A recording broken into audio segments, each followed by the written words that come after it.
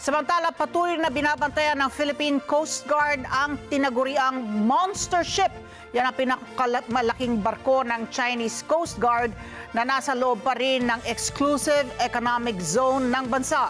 At bukod dito, nagpadala na rin ng chopper at ng eroplano ang Philippine Coast Guard para manmanan ang nasabing barko. Madeline Villar-Moratillo sa balitang yan. Patuloy pa ring nakabantay ang barko at iba pang asset ng Philippine Coast Guard sa tinaguriang monster ship ng China, ang Chinese Coast Guard Vessel 5901 na nasa loob pa rin ng teritoryo ng Pilipinas. Ayon kay Commodore J. Tariela, tagapagsalita ng PCG sa isyu ng West Philippine Sea, unang natukoy ang presensya ng nasabing barko 54 nautical miles mula sa baybayin ng Capones Island sa Zambales nitong Sabado. Nakita ito gamit ang Dark Vessel Detection System ng Canada. Bukod sa BRP Cabra, nag-deploy rin ng helicopter at islander ang Coast Guard para manmanan ang nasabing barko. Sa pinakahuling monitoring ng PCG, nasa 65 nautical miles na mula sa timog kanluran ng Los Frailes Island sa Zambales ang nasabing barko ng China.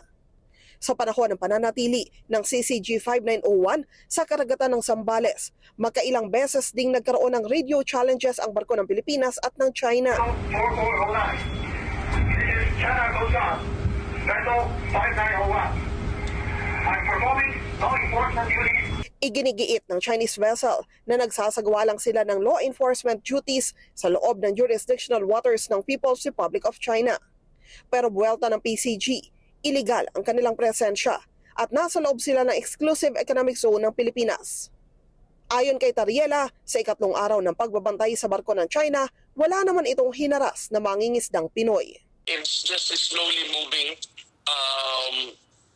Minsan pa up north, minsan pa balik uli ng Baho de Masinloc. But what we are doing is to make sure na hindi na ito lalapit sa coastline ng Zambales. Naniniwala si Tariela na ang presensya ng monster ship na ito ay para gawing normal ang presensya niya malapit sa baybayin ng Zambales, gaya ng ginawa sa Baho de Masinloc. Ang National Security Council naniniwala namang paraan ito ng China para mang-intimidate. Mukhang parte ito ng intimidation, parte ito ng coercion, aggression, deception na ginagawa ng China.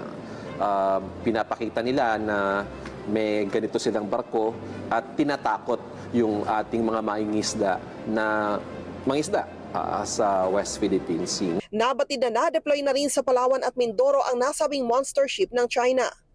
Tiniyak ng NSC na paiigtingin ng Pilipinas ang presensya ng Philippine Coast Guard at ng Bureau of Fisheries and Aquatic Resources para suportahan ang mga mangingisda.